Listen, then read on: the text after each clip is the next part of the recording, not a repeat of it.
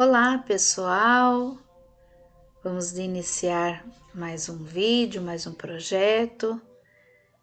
E agora, observando alguns vídeos, conversando com algumas pessoas e acatando sugestões, nós iniciamos agora um projeto para falar do livro No Roteiro de Jesus.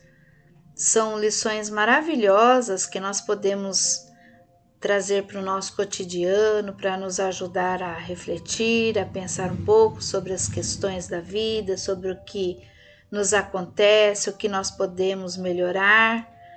Vai nos ajudando a trabalhar o nosso íntimo.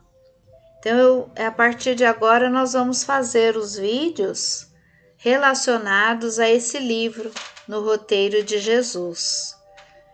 E fica o pedido para vocês, caso vocês achem interessante e útil, assina lá o canal, é só se inscrever, não custa nada, ativa o sininho para que você possa receber essas informações quando estão postadas no YouTube e também compartilha com as pessoas para que a mensagem de Jesus possa chegar a todos os corações.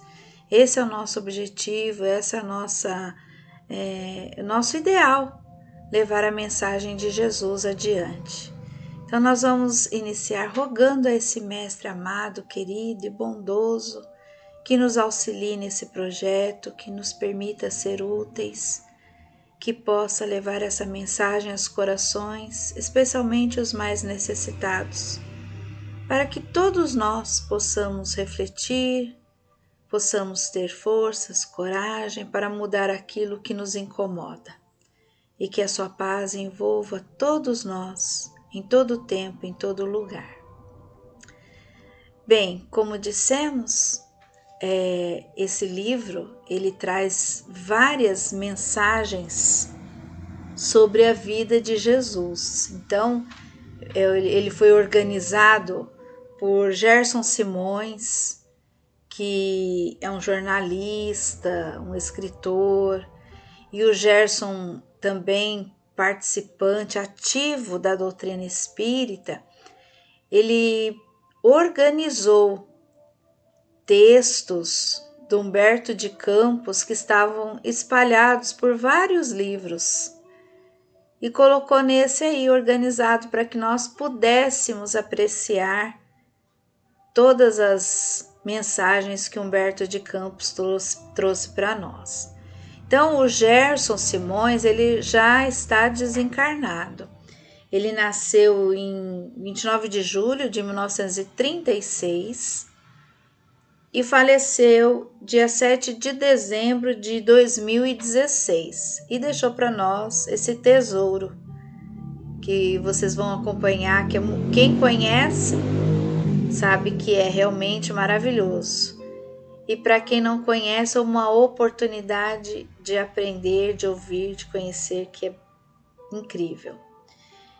Bem, Humberto de Campos, ele quando encarnado, ele nasceu em 25 de outubro de 1886 e desencarnou em 5 de dezembro de 1934. Humberto de Campos foi jornalista, escritor, político, e quando ele chegou ao mundo espiritual, ele teve uma proposta muito bacana. Ele teve acesso às histórias de Jesus. Então ele ficou num ambiente onde ele pudesse ver, como se nós vemos no cinema, no filme, na TV, ele viu as histórias da passagem de Jesus ao mundo e selecionou algumas histórias. Primeiramente ele selecionou 30 histórias e colocou no livro Boa Nova. Depois ele foi colocando as demais em outros livros pela psicografia de Chico Xavier. Então, as mensagens que nós vamos ver nesse roteiro de Jesus, elas estão espalhadas em outros livros. Humberto de Campos começou a escrever pela abençoada psicografia do Chico e foi tão real, tão semelhante ao que ele escrevia enquanto encarnado, que a família conseguiu identificar, né, os seus escritos como real, como verdadeiro. E acabou processando o Chico para ter direitos autorais sobre aqueles escritos. E a justiça deu como negativa para eles, porque o Chico, as suas obras eram todas destinadas à caridade, ele não ficava com nada dos livros que ele psicografava. E aí, por essa razão, Humberto de Campos, em muitas mensagens a partir de então, assina como Irmão X. Então, nós podemos encontrar aí pela psicografia do Chico, mensagens escritas assinadas por Humberto de Campos, que é a fase antes desse processo, e depois mensagens psicografadas assinadas como Irmão X, que foi depois do processo, né, para evitar outros problemas. Então, nós temos esse livro, que ele foi selecionado em 8 livros do Humberto de Campos, pela psicografia do Chico. É uma edição da Federação Espírita Brasileira. A primeira parte desse livro, os temas são ligados ao início da vida de Jesus. A segunda parte é ligada aos ensinamentos, às curas, à exemplificação de Jesus no mundo. A terceira parte são fatos vivenciados por Jesus na sua parte final, próximo à crucificação. E a quarta e última parte relacionada à vivência dele após a crucificação, porque sabemos que ele ficou um período entre as pessoas depois que ele foi crucificado. Ficou um período entre os seus discípulos, entre as pessoas que ele amava, deixando aí mais algumas lições para que pudéssemos aprender um pouco mais. Então, vamos iniciar agora a história número 1, que é sobre Simeão e o menino.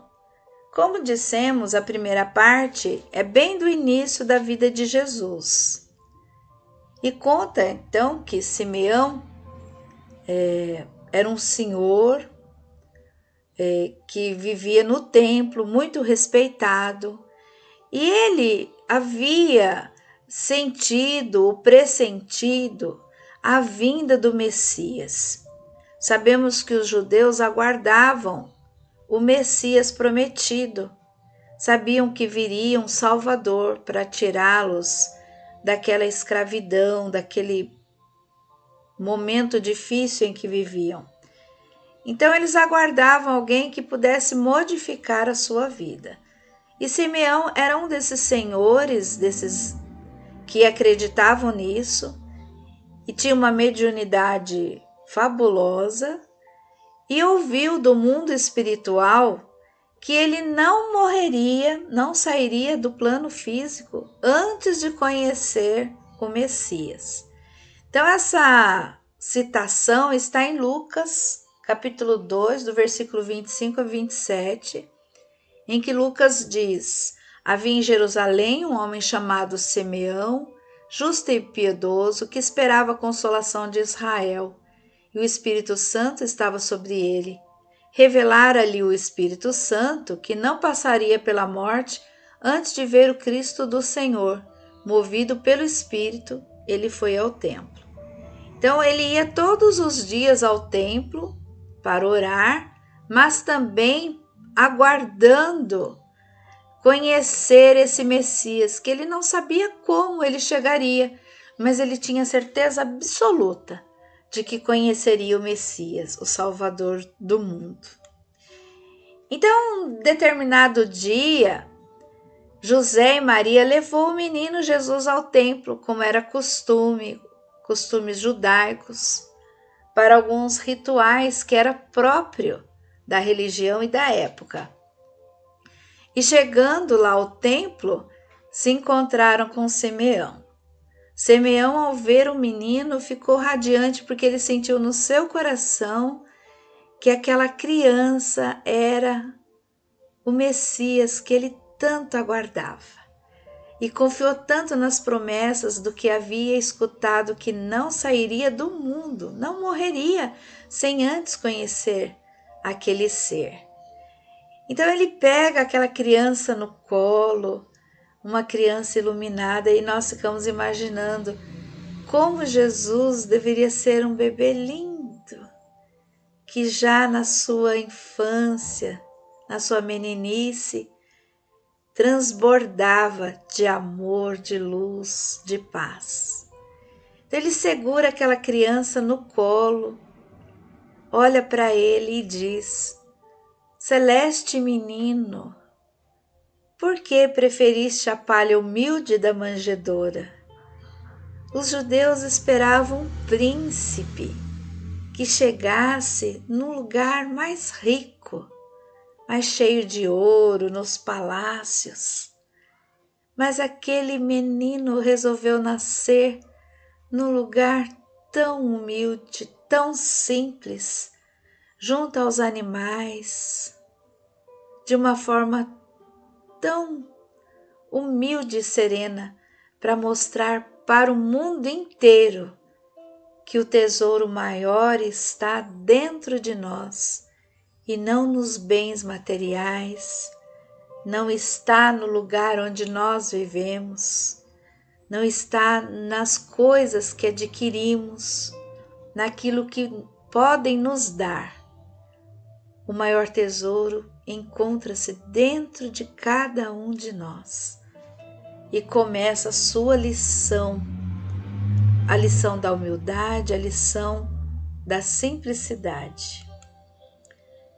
Mas aquele homem estava tão repleto de inquietações e de dúvidas, olhando aquela criança tão frágil, tão pequena, mas tendo certeza absoluta de que ele era o Cristo de Deus.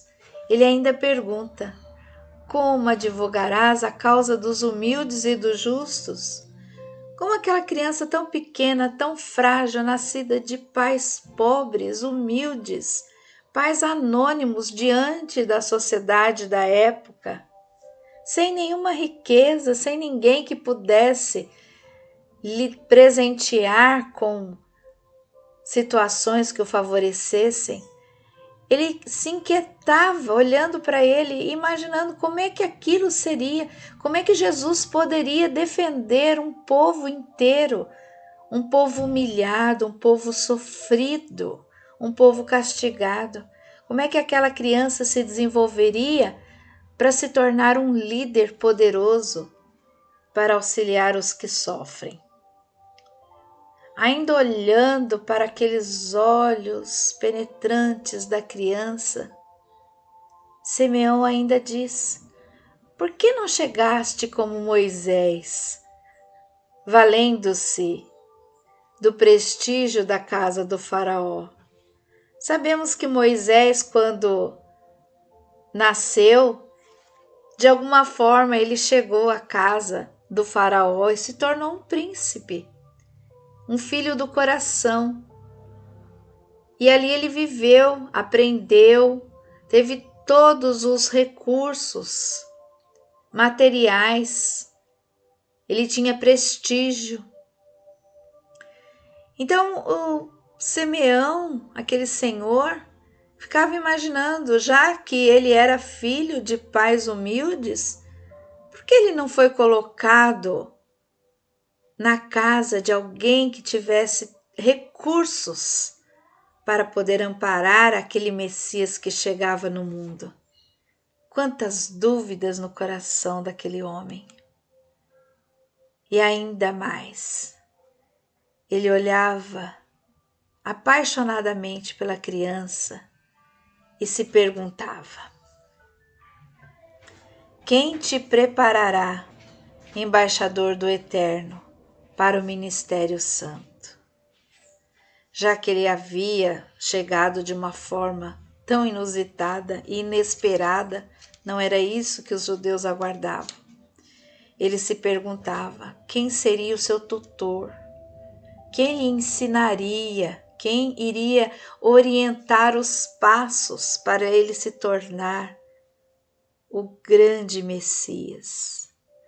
Mal sabia Simeão que ninguém precisava preparar Jesus, um espírito grande, iluminado, o espírito mais puro que nós já conhecemos, que chegou para nós de forma completa para nos ensinar. Ele sim era o mestre, não precisava de ninguém que o orientasse. Ainda Simeão olhando para a criança, e eu fico imaginando esse Senhor com essa criança nos braços, sentindo o seu coração pulsando de alegria. Ele ainda disse: dize-me, ó divina criança, onde representarás os interesses do Supremo Pai? Em que lugar? Qual templo luxuoso? Qual ambiente que ele vai reunir esse povo para falar dos interesses do Deus único, do Deus que eles acreditavam? Onde ele diria as palavras divinas para orientar aquele povo tão sofrido? Em que ambiente? Qual palácio? Qual templo? Ele estaria daí a algum tempo para dizer às pessoas o que deveriam fazer. O menino terno ergueu então a pequena destra, a pequena mãozinha, ouviu tudo aquilo que aquele Senhor havia lhe dito e bateu muitas vezes naquele peito envelhecido. Jesus obedecendo às leis divinas, em que a evolução dá saltos. Ele era um bebê, ele não poderia articular com palavras, porque ele ainda estava na fase infantil. Mas o seu espírito, que sabia de todas as coisas, conseguiu responder para ele, colocando as suas mãozinhas pequenas e frágeis várias vezes no peito daquele Senhor. Mas Simeão era um Senhor que precisava ouvir palavras. Naquele instante ele não conseguiu compreender o que Jesus dizia. Somente após a morte do seu corpo físico, Simeão veio saber que o menino celeste não o deixara sem resposta. O infante sublime, no gesto silencioso, sem palavras articuladas, quisera dizer que não vinha para o mundo representar os interesses do céu nas organizações respeitáveis, mas efêmeras da terra, porque tudo passa. Todos os poderes são efêmeros, todos eles desaparecem. Jesus vinha da casa do Pai justamente para representá-lo, representar o Pai no coração dos homens, onde ali se reconstrói o ser humano e constrói o reino de Deus. E assim, nós imaginamos que aquele menino Jesus pode estar muitas vezes tocando o nosso coração e dizendo para nós que, embora tenhamos necessidades do material, precisamos do trabalho, do pão de cada dia. É louvável o conforto digno do trabalho honesto, respeitável, é louvável. Mas que tudo isso passa, tudo isso acaba, mas somente aquilo que construímos dentro de nós o que Jesus nos traz com as suas lições inesquecíveis podem fazer parte da construção do reino de Deus, onde poderemos desfrutar dessa paz, desse amor incomparável. Estejamos nós no plano físico ou no mundo espiritual. O reino de Deus não é um local, é dentro de cada um. E que possamos aproveitar essas lições e construir em nós dias melhores, dias de paz, dias de amor, dias também de resignação. E sentirmos a mão dessa criança divina tocar o nosso coração. Que Ele possa estar em cada lar, amparando, socorrendo e ensinando a todos nós. Até o próximo vídeo.